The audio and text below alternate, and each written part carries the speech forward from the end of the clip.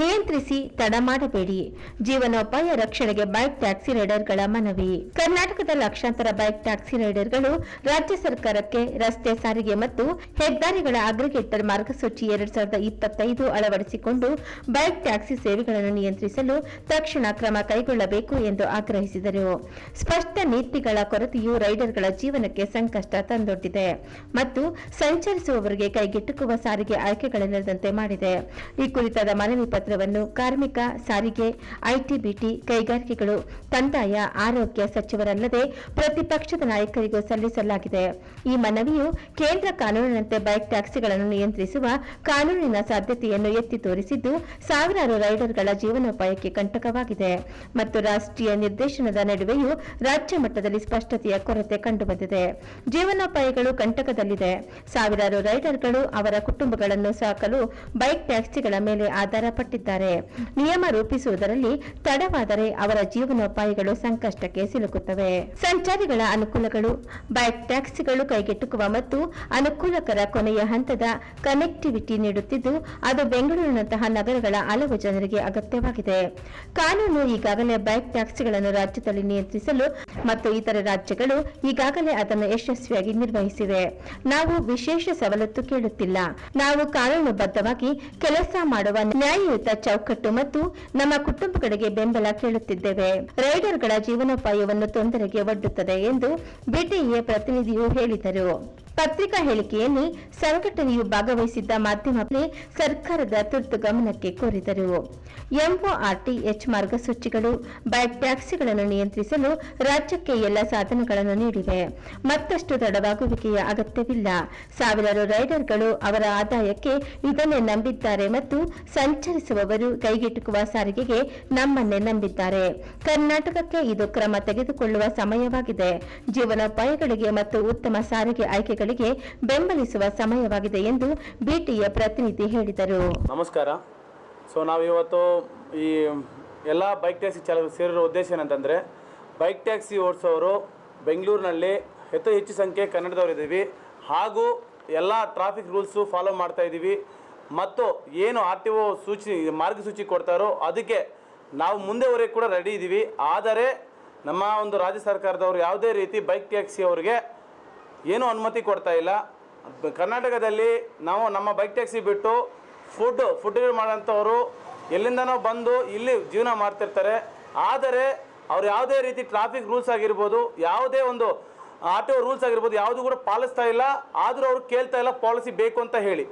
ಆದರೆ ನಮ್ಮ bike taxi welfare association ಕಡೆಯಿಂದ ಬೈಕ್ ಟ್ಯಾಕ್ಸಿ ಚಾಲಕರು ಎಲ್ಲರೂ ಸೇರಿ ಕೇಳ್ತಿರೋದೇನಂತಂದರೆ, ಬೈಕ್ ಟ್ಯಾಕ್ಸಿಗೆ ಅನುಮತಿ ಕೊಡಿ. ನೀವು ಯಾವುದೇ ರೀತಿ ನೀತಿಗಳು ಕೊಡ್ತೀರಾ ಅಂದರೆ ಪಾಲಿಸಿ ಕೊಡ್ತೀರಾ, ನಾವು ಅದಕ್ಕೆ ತಯಾರಿದ್ದೀವಿ ಅಂತ. ಬಟ್ ನಮ್ಮನ್ನು ಮಾತ್ರನೇ ಬೈಕ್ ಟ್ಯಾಕ್ಸಿಯನ್ನು ಓಡಿಸೋರನ್ನ ಮಾತ್ರನೇ ಬೈಕ್ ಟ್ಯಾಕ್ಸಿ ಓಡಿಸೋದು ಬೇಡ, ಇದರಿಂದ ಎಲ್ಲರಿಗೂ ತೊಂದರೆ ಆಗತ್ತೆ ಅಂತ ಹೇಳಿ ಈಗ 6 ಲಕ್ಷ ಕುಟುಂಬಗಳು ಇವತ್ತು ರೋಡ್ ಬೀದಿ ಪಾಲಾಗಿದ್ದಾವೆ. ದಯವಿಟ್ಟು ಅರ್ಥ ಮಾಡ್ಕೊಳ್ಳಿ.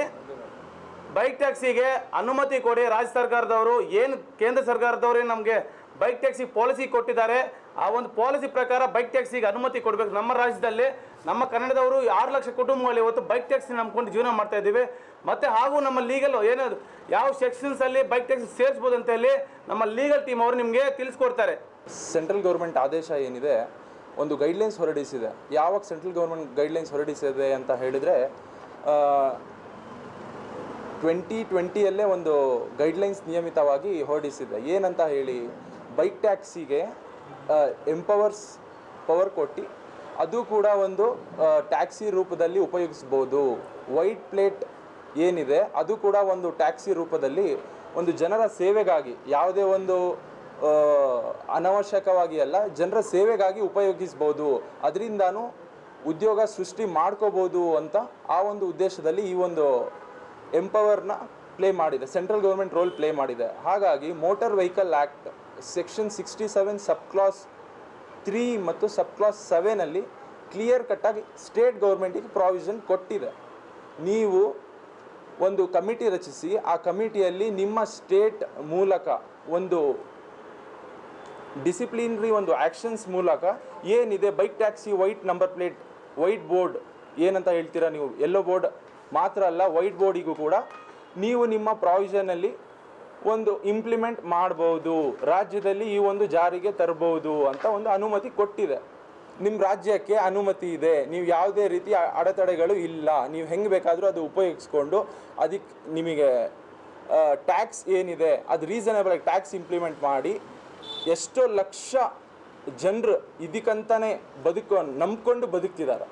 ಸುಮಾರು ನೋಡೋದಾದರೆ ಕರ್ನಾಟಕ ರಾಜ್ಯದಲ್ಲಿ 6 ಲಕ್ಷ ಕುಟುಂಬಗಳು ಅವ್ರಿಗೆ ನಂಬ್ಕೊಂಡು ಎಷ್ಟು 6 ಲಕ್ಷ ಕುಟುಂಬಗಳಿಗೆ ನಂಬ್ಕೊಂಡು ಎಷ್ಟು ಜನ ಬದುಕ್ತಿದ್ದಾರೆ ಅದಿನ್ನೂ ಲೆಕ್ಕ ಹಾಕಿತಾವೆ.